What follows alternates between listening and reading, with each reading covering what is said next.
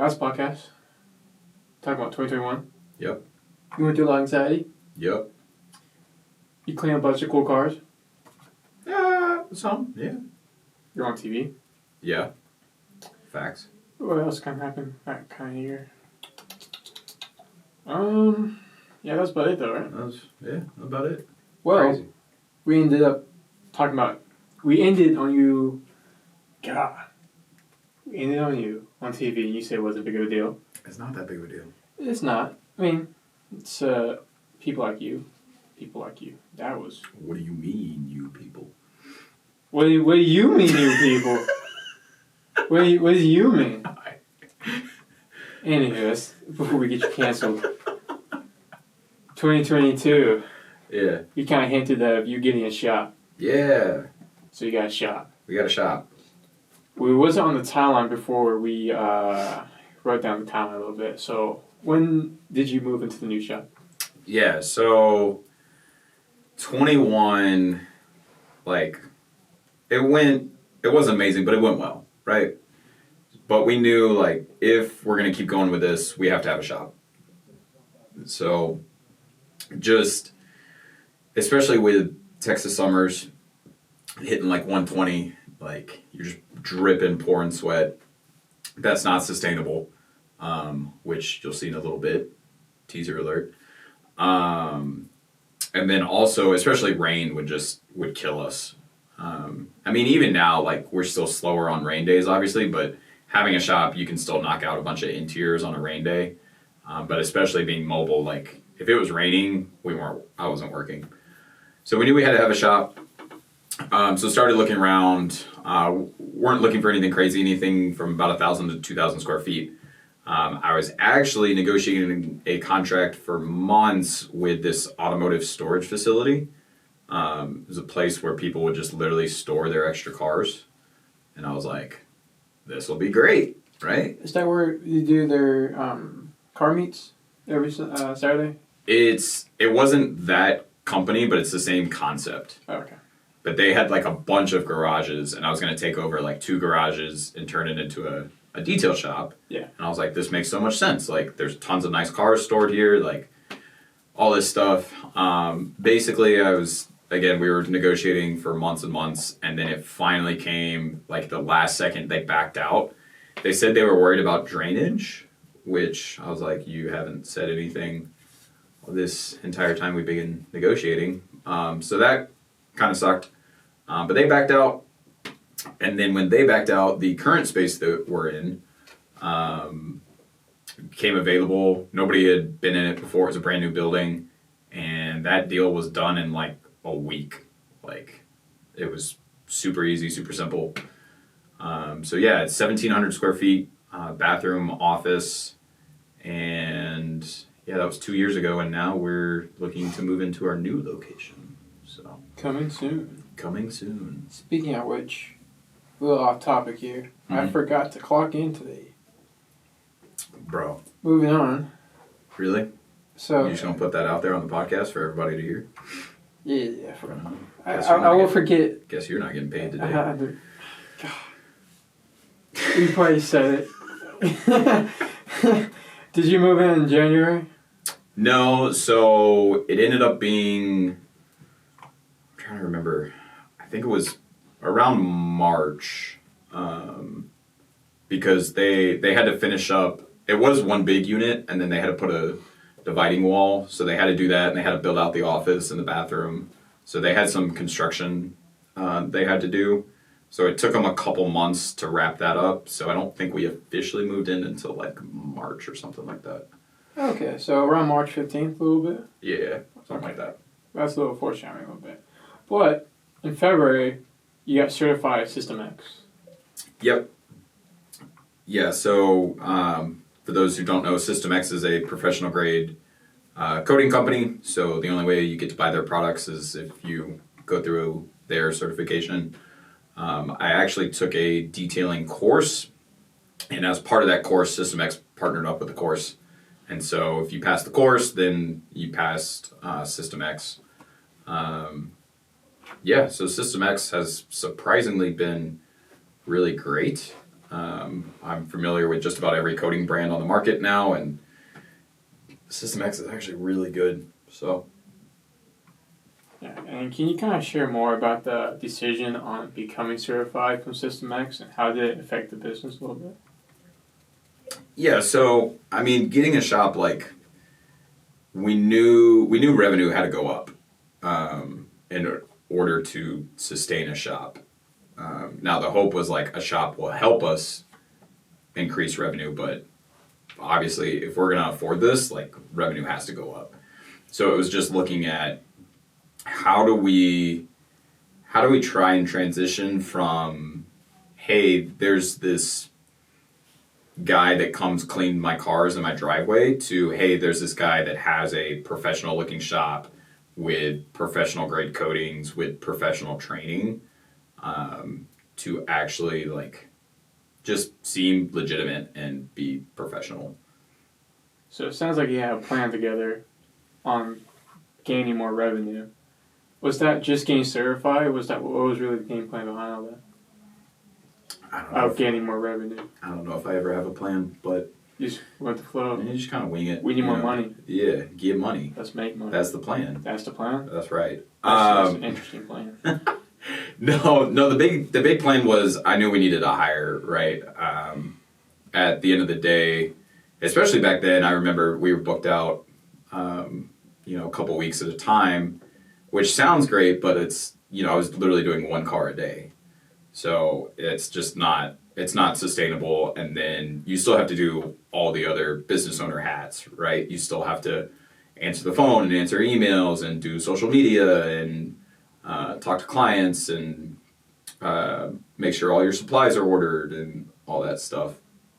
So obviously knew we needed a hire. So the hope was we can start bringing people on in order to increase that revenue. Although again, it's scary because you're forecasting basically, because you don't really have enough bandwidth, and honestly we really didn't have enough room to bring somebody on. But the hope was like, hey, bringing somebody on is going to basically pay for themselves through the increase in revenue. So yeah, we started looking to try to hire somebody. Yeah, because that was 3 days later. This is February 12th. You put out a hiring notice. Mm-hmm. How did you expect so many people to apply, or was the mindset kind of that? Because this is your first time doing it. Yeah, so I had no idea what to expect. Now I've done it so many times that I can kind of tell you. So normally when we put out a hiring ad, it's not uncommon to get 200 plus applicants, which I was like, that's insane. But the kicker is the show rate on interviews is probably about 30%. Probably about a third of people show up to interviews. So, you've got their resume, so call them up. Hey, like your resume, ask them a few questions. Great, you want to come in for an interview? They say yes. You schedule the time and everything. And then, like I said, you can bank on about 30% showing up, which is mind-blowing to me. I showed up 15 minutes early. Oh, that's right, you did. See, that's why you got the job. Good work. That's why I got the job. Now just remember to clock in. But in here. Yeah, so we didn't have the shop yet. So I held the interviews at Starbucks, just in a corner, and again, about a third of people showed up. So one guy showed up, really liked him, and I was like, all right. So I called this guy, and I was like, hey, really like you. I want to do a training day. Again, same thing we do now. We bring you in for the interview. We do a training day, see how you work. Real quick, was this in February or March? Fast forward. Probably March. So, why did it take so long for you to hire this guy? On the timeline, it says March 11th. Yeah, that's probably right. Yeah. So, you went from February 12th to March 11th. That's a month. Why did it take so long for you to start hiring? What's February 12th? You put out a hiring notice? It could have been earlier than that, but again, just trying to get actually good people because anytime you put out a hiring ad, you don't instantly get really good people. But yeah, anyways, so like this guy, and was like, hey, want to do a training day, see how you work? He said, great. And I remember it was a red F-150. We did a correction and coding on it. Went great, took us all day. You know, he works super great. And I had given him a shirt because, you know, just, hey, throw this on so you look like, you know, look professional. And yeah, so we get to the end of the day, again, 5 o'clock. And I'm like, hey, man, you want to go grab a drink, grab some dinner? We can talk about, like, what this looks like, and we can do all the paperwork and everything. And he goes, I don't know. I was like, you sure? Like, I'll pay for it, you know? Like, let's just go grab a drink, you know, after a long day at work. Like, I mean, we've been getting along great. And he was like, no, like, I really got to go. And I'm like, all right, cool. And I was like, hey, here's what tomorrow looks like. We'll talk about it, but, like, I need you here at this time. And he was like, okay, great, I'll be there. So I was like, all right, cool. So I'm feeling great. I was like, first hire, nailed it. Next day, show up to the job. A couple minutes go by, he's not there. Shoot him a text, nothing. Give him a call, nothing. And yeah, it never showed. And then as the days go on, kept calling, and nothing. He just ghosted me. And then eventually it came like, can I get my shirt back, please? Why did you keep my shirt? It's like $40, $50 shirt right there. Of like, hey, if you don't want to work for me, fine, but can I have my shirt back? Yeah, it's $40. I'm still bitter to this day because that man stole my shirt. Shame on him, right? Yeah. But so, anyways, that didn't work out. So then I had to call back my second guy that I really liked, who I already told didn't get the job, and I was like, hey, just kidding. If you want the job. I didn't know that. So you saying that poor Jordan? Jordan. Oh, I spoiled it for you. Mm-hmm. You hired a dude named Jordan. Mm-hmm. He was not my first choice. So like, whoops, dropped that. Jordan is kind of like you're Robin. You're Batman. He's Robin.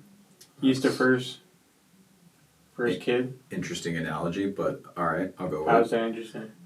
Why you gotta be Robin? Because that's his sidekick. Yeah. All right. Yeah. Why is that? Why that's so weird? Yeah. So I called him up. I was like, "Hey, man, like, I know I told you didn't get the job, but do you want the job?" And he's like, "Yeah, I'm still interested." I was like, "All right, great. Let's do a training day." So same thing. We did a training day. It was actually this really old truck, and showed up on time and worked super hard. And I was like, "Great. I think it's a great fit. Do you want to keep doing this?" And he was like, "Yeah." So yeah, Jordan was the first hire, and he worked great for a really long time. So I noticed there's a pattern between hirings because you also waited another month to hire Jordan. Because you hired him April 1st. Okay. You just have trust issues when it comes to like hiring. Did you want this first person to be second command or something? Why did it take so long? I have no idea. Oh my God. This was 2 years ago, man. No, I mean, honestly, like, at this point, I didn't even want him doing the correction and coding side of things. I was like, literally just, like, wash and vacuum the car. Like, it's not a rocket scientist. Like, it's not that hard. I just need you to show up and work hard, you know? Which doesn't sound like a lot, but that's a massive bar for a lot of people to clear, surprisingly. It doesn't sound like a lot. I feel like I crushed it, but obviously, there was this one guy. I think we have a picture of Jordan too. Sorry, I cut you off. Sorry, no worries. As he pulled up picture, that's Jordan. Yeah, nice dude, cool guy. He was awesome. That was his first job. No, that wasn't the first one. Who took that picture? So I would set the phone on a tripod and I would film everything. So. Interesting. Yeah. So you just took a screenshot? Yeah, and then I would go back and I would edit the video or speed it up. But then you could also just take screenshots, so. Well, kind of just fast forward. May 24th, you end up in the ER. Yeah, back in the ER. This was what we talked about last episode, like, but it's not for anxiety. Yeah. This one is for heat stroke, right? Yeah. I think, all fingers crossed, but I'm pretty sure 23, I don't think I ended up in the ER. Hopefully I don't end up in the ER in 24. But, yeah, 22, yeah, that's right. That's a good idea. Yeah, it was just polishing a car, and I think for whatever reason, Jordan was out that day, so I was by myself. And again, this was, I don't think we had the shop, or this job wasn't in the shop. When we got the shop, we were still splitting. We gave people the option of mobile versus shop. So I think this one was mobile, and just out there polishing by myself in this big truck, and ended up being like 6 or 7 hours of just polishing, which was just brutal and just nonstop, just go. If I remember right, like, I'm not even sure I ate lunch because I think I was just like, just got to get this job done. And then obviously I'm super tired. I remember going home and then just getting this like massive chest pain.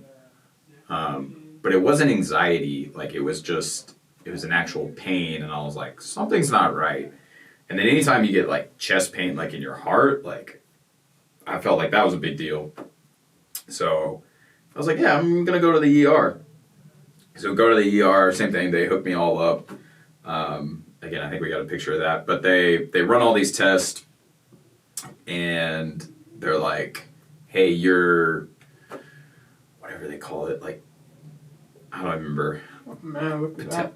Potassium levels? That might be a thing? Yes, that's a thing. Okay. But anyways, whatever my levels were, they were crazy low. So I ended up going through, I think, like 6 liters of water and put it in my arm and all these like electrolytes and everything, and was totally fine. So that was a little embarrassing of like, went to the ER just because I was dehydrated, but yeah, that was pretty brutal. So last episode you talked about anxiety. You didn't want to go to the ER anymore because you felt like it was a crutch. Mm-hmm. How did you feel going in this time? Was it kind of the same thing, like, I don't want to do it? Because I mean, I definitely didn't want to, but it was like the pain in the heart area of like, I feel like you don't mess around with the heart, right? Like, did you think it was an anxiety attack, or did you know it was something different?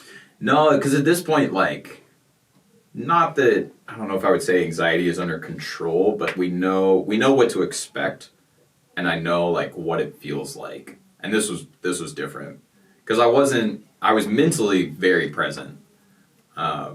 Again, when I had anxiety, like, mentally, like, I'm gone when you get to that point. To the point where, like, it would almost be hard to, like, form sentences, like, that far mentally gone.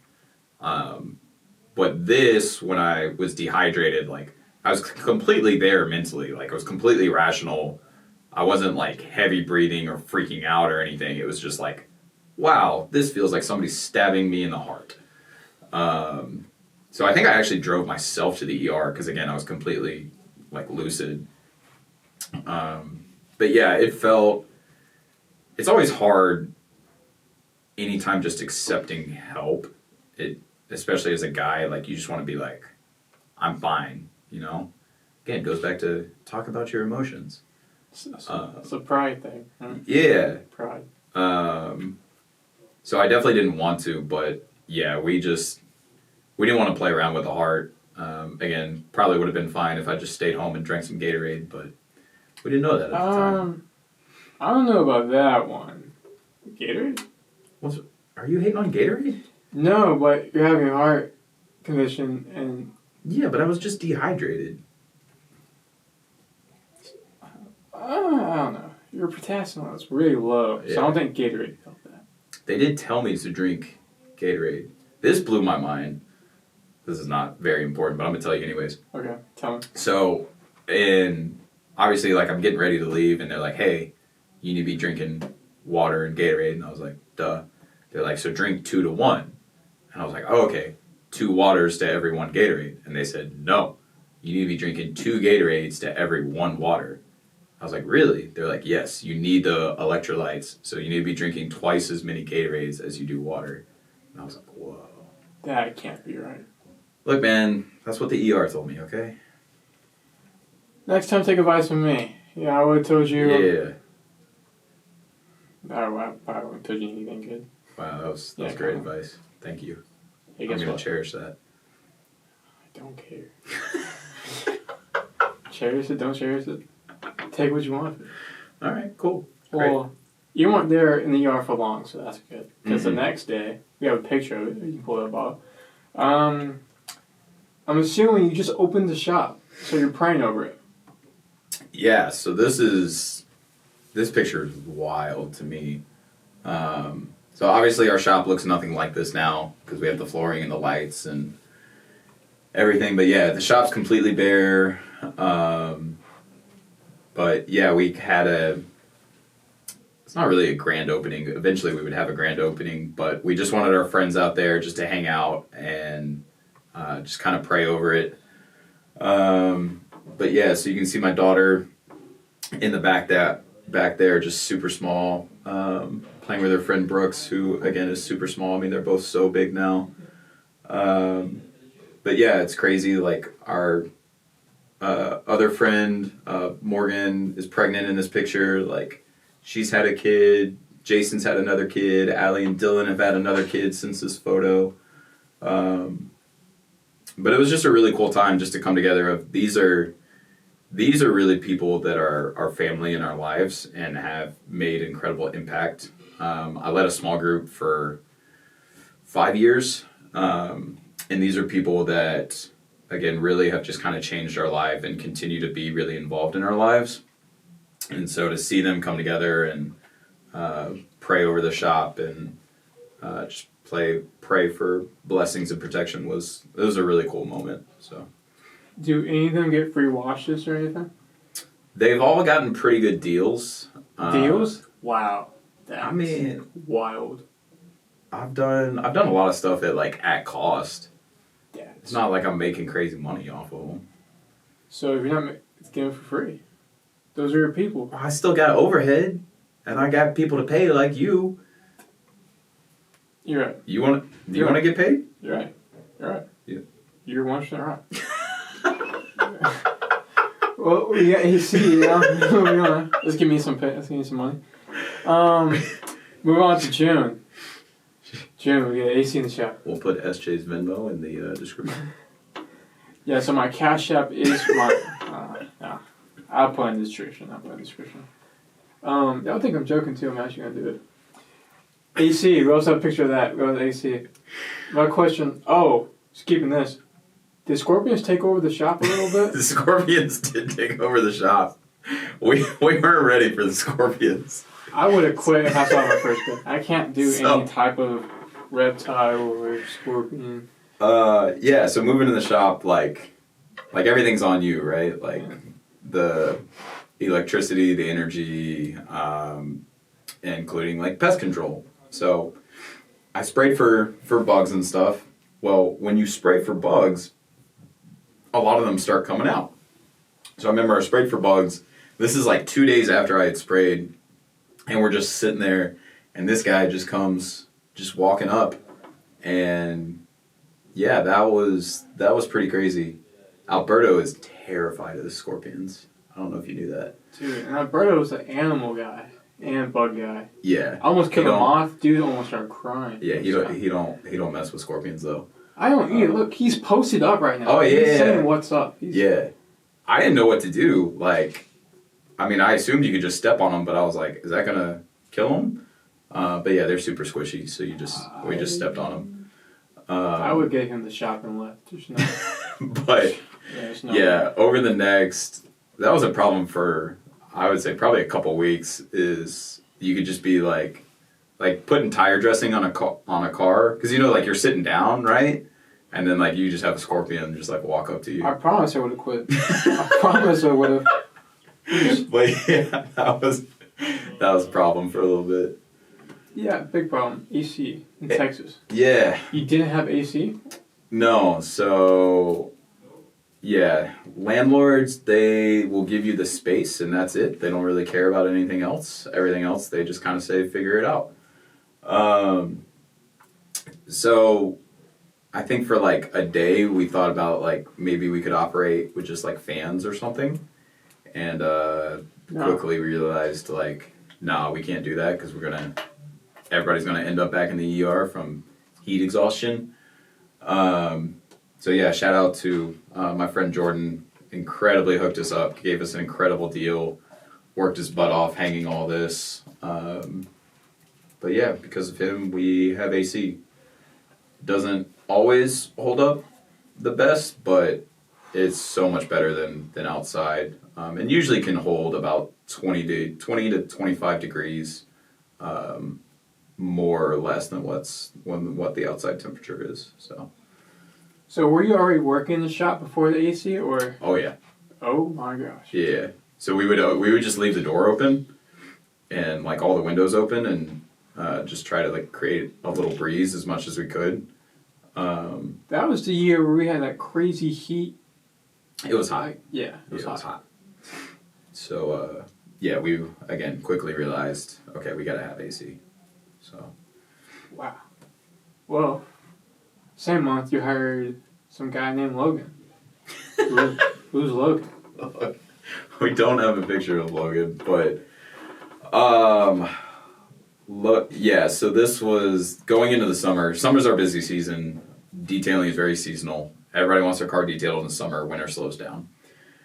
So knew we needed more help in the summer. Logan was this 16-year-old kid. Crazy amount of car knowledge, crazy amount of detailing knowledge. And I was like, all right, like, yeah, this could work out. Like, and it was just for the summer. Like, I didn't want to hire him full time. Yeah. So yeah, I hired Logan. Logan was funny, but he didn't really work super hard. So that was a hiring miss, I feel like. But he was funny, you know, and like being funny is not the worst thing to have around in the shop. Like, you're not going to work hard, I guess, at least contribute something. So I know Logan's listening right now. Hot. He's like, what? I'm the best in the shop. No, he was not. He did polish our table though. Is this a 16-year-old? Yeah. Oh, okay. Yeah. Okay. So. Dang. Yeah, he polished the table. I think he ceramic coated his arm. There's a lot of stuff that he did not with my permission. Full disclaimer: we told him not to do these things. He did. You know our cabinets. He did mostly. That was Logan. So shout out. Shout out Logan. He did the cabinets. So. I wonder if like water reflects off his arm. You're definitely supposed to wear gloves when you're handling ceramic coating because you're not supposed to let it go into your skin. But he was like, yeah, I want to see what will happen. So were you there when it happened, or did you watch him do it?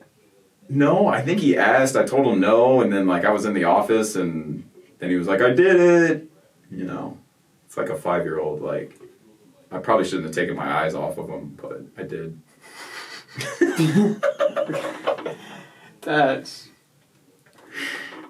awesome, actually. That's pretty cool. So far, with your hiring, you're 1 for 2. Yeah, first guy whose honestly name I can't even remember, that was a miss. Jordan was awesome, and then Logan was a miss. You were the miss. Yeah, Logan was a miss. So, did you see yourself becoming a boss, or did you just one-man business his army? Whoa, that did not come out right. Anyway, I get what you're saying. Yeah. I mean, I knew I always wanted to be a business owner. At least getting started into this. It's always funny. I hear other detailers talk, and they're like, I might have already gone on this rant, but I'm gonna say it anyways. They're like, oh, I just love detailing so much. And like that's why I want to start a detail business. I'm like, cool, bro. I want to be a business owner. Like, You want money. I want money, but like it's more like I want to run the business, you know? And I hear all these guys of like, oh, I'm just so passionate about detailing. I'm like, okay, then don't become a business owner. Go to the best detail shop you can find and become the best detailer. Because the technician side and the business side are completely separate. Those are two different skill sets. So I enjoy detailing with the caveat of if I don't have a timeline. Like if I could just have all the time in the world, go super slow, not like crazy sweat, and like polish everything to perfection, like cool, then I enjoy detailing. But that's not detailing as a business, right? Nobody wants that level of service, and you're not going to make any money doing that. So yeah, I always knew I wanted to, as quickly as possible, get out of the technician role, because that would free up more time to focus on growth and vision and sales, and how do we really grow versus polishing a car. That's not where your time is best spent as a business owner. Yeah, and business owner, like you said, there's two different things between. I'm really passionate about detail. I want to run a business. Yeah. So, do you feel like detailers slack on the business side? Most detail shops. For speaking in generalities, yes. From people that I talk to on social media and stuff like that, and I've done some coaching. Now, on one hand, it's hard, right? Like if you're, like we talked about in 21, like if you're just by yourself, like grind, bro. There's not really anything else you can do other than just grind. But as soon as you start bringing people on board, you need to start trying to replace yourself. And so I think it's those people, when I look at detailers that have 2, 3, 4, 5 employees, and they're still like, oh no, I have to detail because I'm the best detailer and nobody's going to do it like me. I'm like, first off, you're a terrible business owner because that's not a good long-term strategy. And you're incredibly arrogant thinking nobody can do it better than you. Like there's always going to be somebody better than you. But you need to start thinking like, where's your time best spent?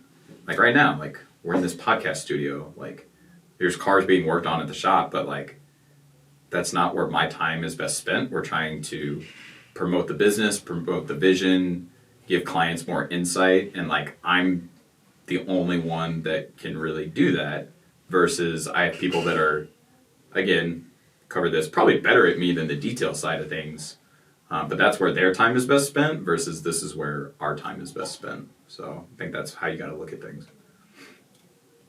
What a boss. Wow. So you still coach? Some guys I do. I've honestly tried to get more coaching for myself, looking at guys that are doing $1 mil, 2, 3, 4 mil a year in these shops across the country and trying to learn from them.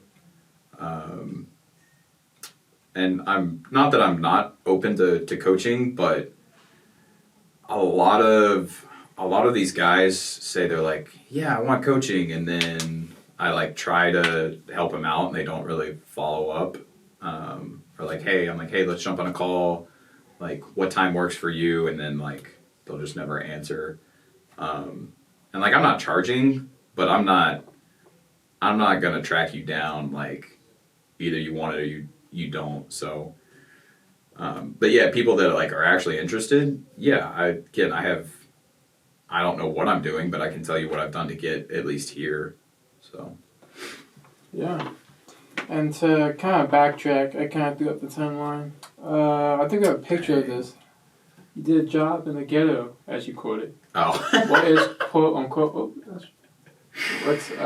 we have a picture of this? Yeah, it's the Mustang, right? Yes, Mustang. Yeah. There it is. So obviously a mobile job, and I remember getting the address and I was like, there's no way this is right. I remember calling him to confirm, like, this is the address. So this was want to say like Lancaster, if you know that area. Again, people outside of Fort Worth are going to be like, what does that mean? Basically, it's not a good part of town. And it was at this like rundown motel. And so me and Jordan, we drove separate.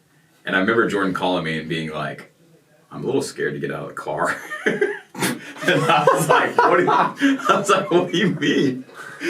And I was like, all right, hang on, just stay in your car, I'm almost there. And yeah, it took us to this, like, it looked like an abandoned motel. So we pull up and it's like this U-shaped, and there's this office building off to the side. And so we get out and there's just people walking everywhere, just kind of honestly just looks like homeless people and drug addicts just like coming up to you, and you're just like, hey, how's it going? Great. And so we go up to the office, and I guess it was the owner's son had this Mustang that he wanted detailed, and we were like, all right, we're gonna detail it right here at the motel.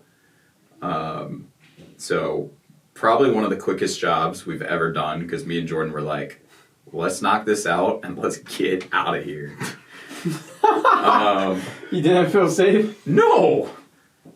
I think I had a gun in the car too, and I remember telling Jordan, I was like, hey, there's a gun in the glove box if it comes to that.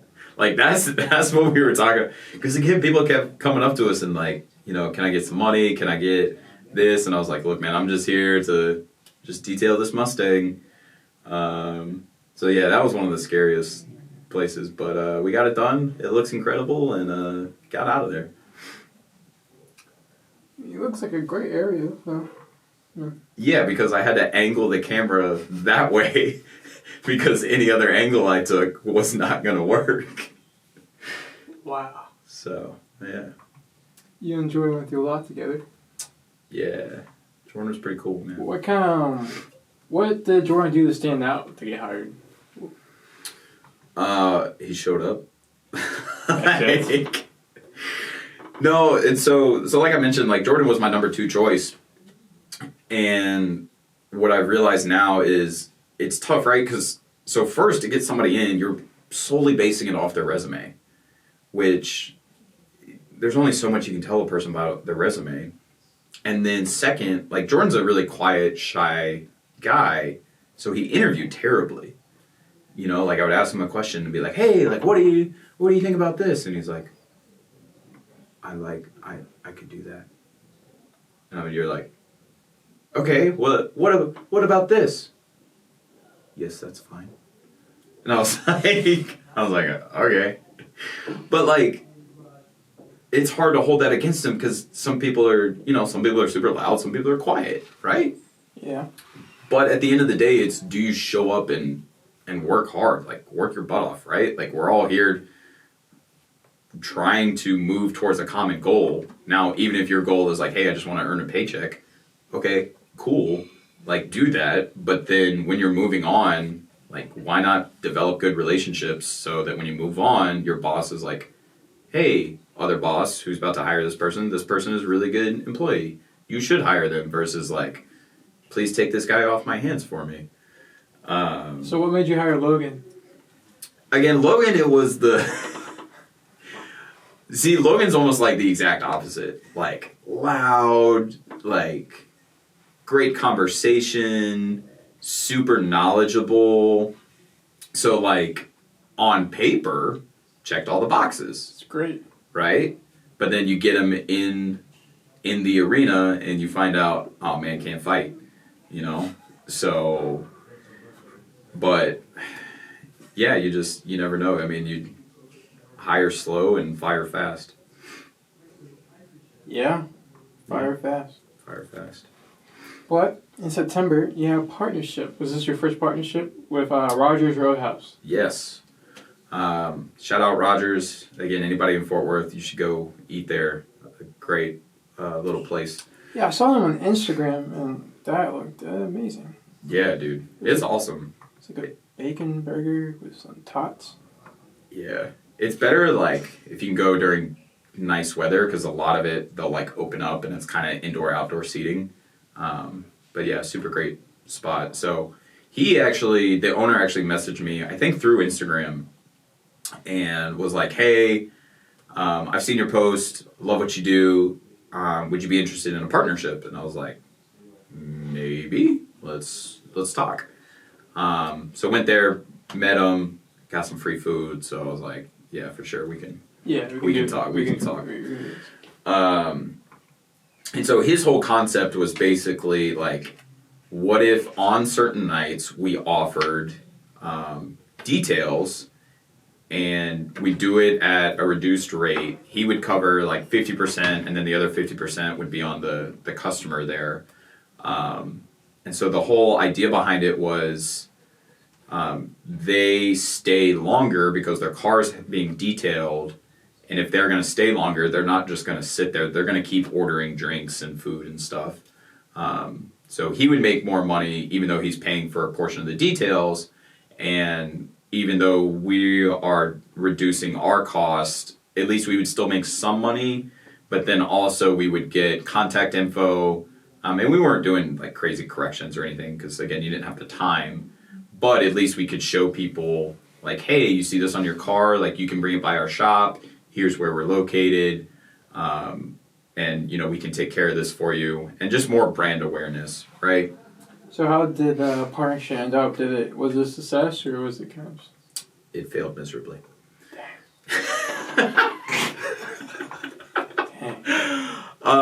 Yeah. So we didn't do it. We didn't do it Friday, Saturday because he's like, again, he's trying to increase his revenue too, and he's like, everybody goes out to eat Friday, Saturday, right? Like, I don't need help then. So we really need help during the week. So we're like, okay, what's the best night during the week? And this was right in football season, and he's like, we have a lot of people come out and watch Monday Night Football. He's like, let's just do Monday nights, right? So because if they're coming to watch the game, like, they're going to be there a while anyways, and then hopefully, again, they're staying for having their car detailed. And then it's an overall pleasant experience for them. They have a great meal, they have a great atmosphere, and they leave in a clean car. The problem was, I feel like nobody was really expecting it, right? And so either you would have people that would come that like legitimately couldn't stay, of like, hey, I'm going to go grab a quick bite, but we've got to go to this thing afterwards. Or they just weren't ready for it. And even though it was a reduced price, it's still more than a car wash, right? And they were like, no. So we would get, maybe a couple cars a night, but that was about it. And so we ran it for several weeks of like, all right, maybe like as word gets out, it'll start to pick up. It honestly just never really picked up. And then eventually we both just kind of agreed like, hey, this isn't really working out. I don't think it's like necessarily anything we did or they did, because we promoted it, they promoted it. It just never really caught on. But it was fun. It was different. We tried it. We learned from it. And then me and the guys, we would always get free meals afterwards. So we would hang out, get some free meals, get some free drinks. So from the free meals perspective, maybe it was a success. But from a business marketing perspective, no, it didn't work. So how did that kind of change your mind on partnerships? Would you still do another one? Like, what did you learn from that failure? Yeah, so I've done several partnerships. Oh man, I don't think I put. I think T-shirt company was in 22. Where you got scammed? Yeah, you want to talk about that? Yeah, we can talk about it. Okay. Yeah, so I got scammed. Well, props to them, because they had a very solid scamming organization. Mm-hmm. They were solid. Yeah, They're legit. For sure. I said my props. You can go to them. Okay. So I get these phone calls all the time of, hey, we're blah, blah, blah, blah, blah. We're partner with this. Do you want to sponsor? Right? And most of the time I'm like, no, I'm not interested. This one in particular was, hey, we are partnered with this particular high school in the area. we are filling out sponsorships. Do you want to sponsor the high school? We'll announce you at like all the football games. You'll be on like the flyers or whatever. And so I was like, okay, that's kind of cool. But the high school that they were pitching wasn't really close to us. And I was like, not really interested. But I was like, if you had a Lido, which super nice area, massive high school, really close to our shop. I was like, if you had a Lido, maybe I would do something. And they were like, what do you know? We do have a Lido. I was like, oh, you don't say.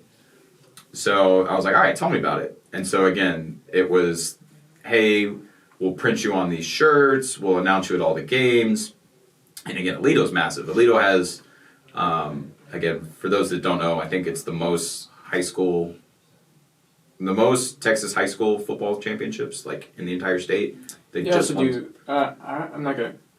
Come on, move on. I cut this out. Wow. I was saying, like... Hater. I feel like they do some recruiting. That's all I'm going to say. Doesn't everybody? Not everybody. All right, well... People with money. Okay. Anyways, reigning Texas high school football state championship right now. But I was like, yeah, this would be awesome. So I was like, give me, like, the highest package you have. Like, I'll take it. Right? Sold. So we go back and forth a little bit on, like, you had to design, like, how the logo was going to look on the back of the T-shirts, all this stuff. And I ordered, like, 1,200 T-shirts, right?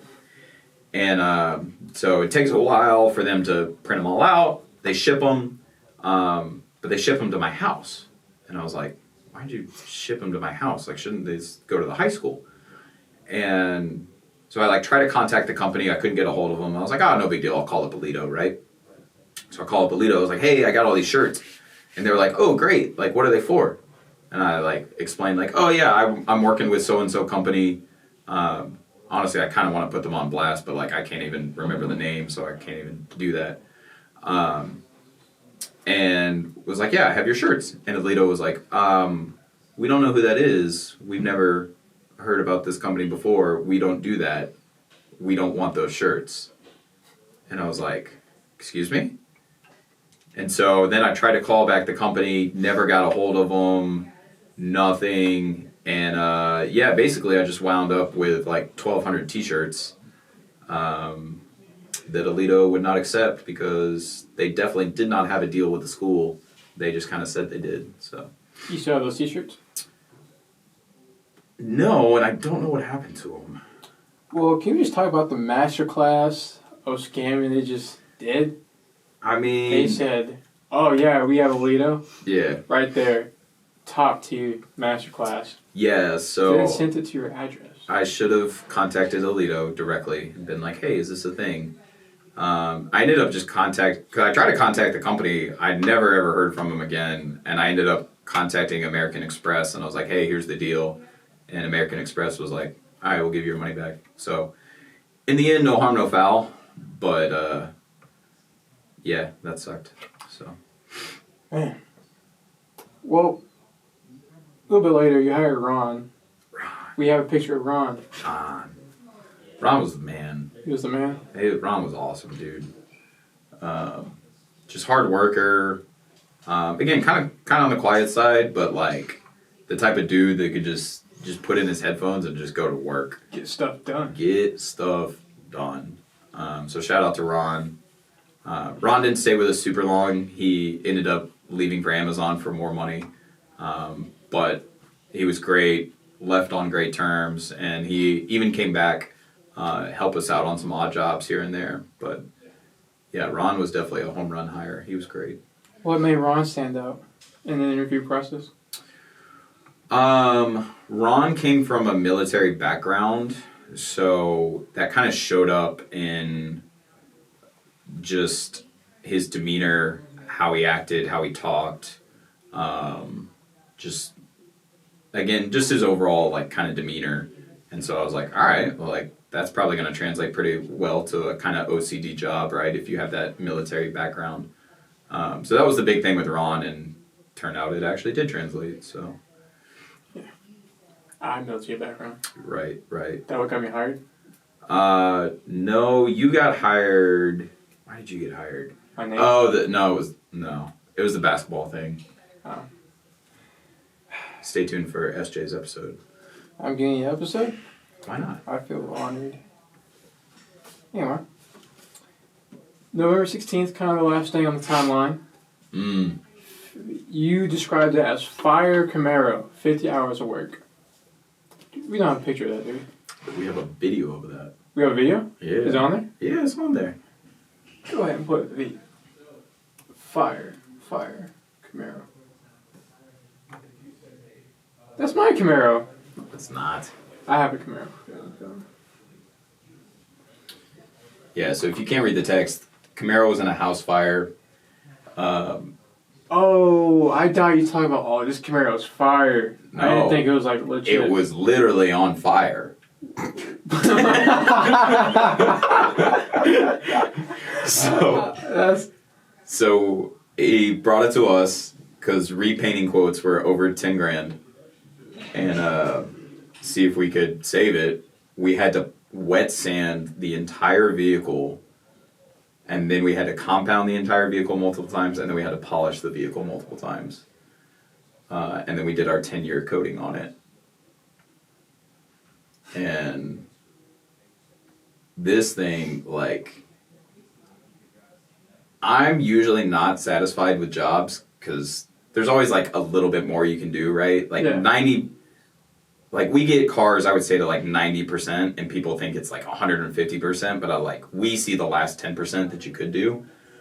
But this car, like, literally was probably the best thing we've ever done, and almost 100%, because we literally had to wet sand the entire thing.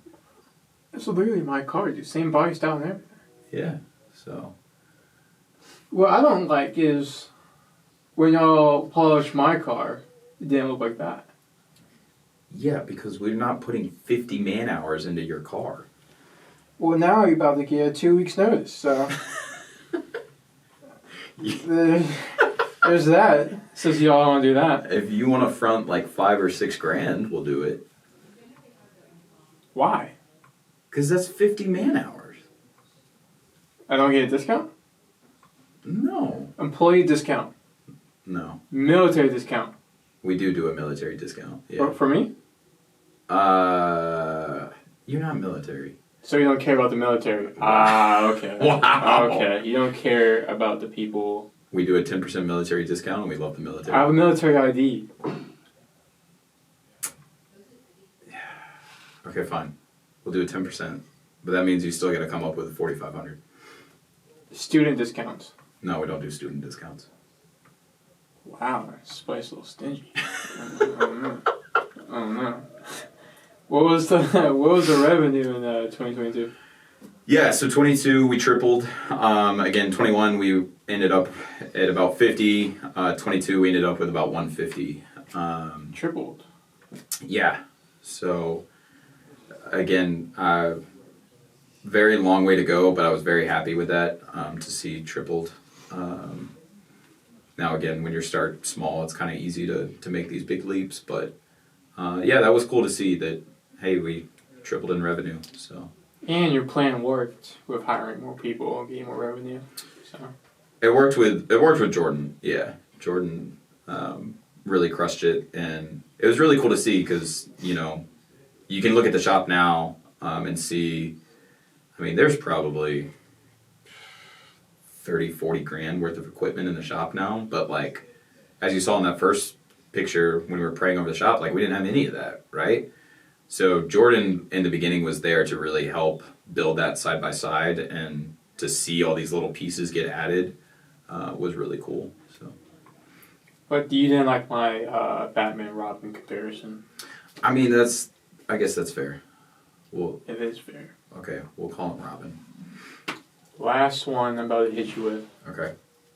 Valuable lesson you learned in 2022. You said you didn't learn anything in 2021. So you have to learn something within a year. You just have to. You just know what you can't. So, 2022, valuable lesson, where they can hear. What did you learn?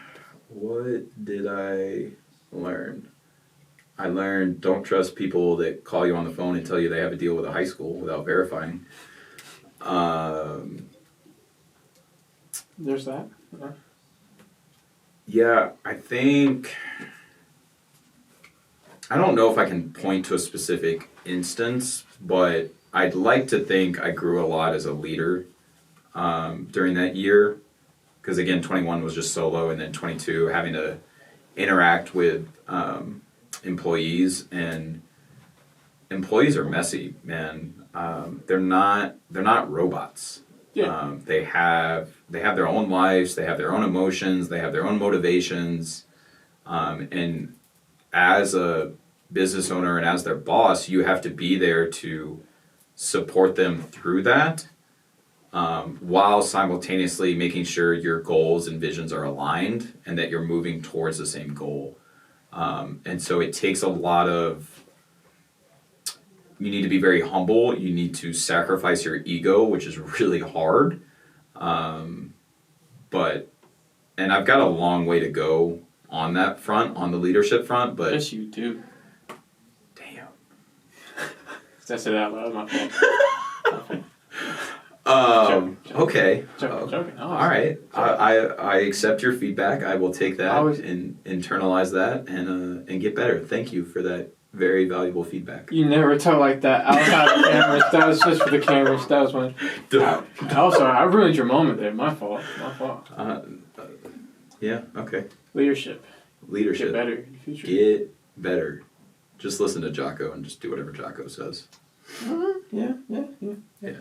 Well, little sneak peek to 2023, which is arguably the best year. Yeah. Because that's where I came along. Obviously. Any sneak peeks for them? Jordan's no longer around. What? Yeah.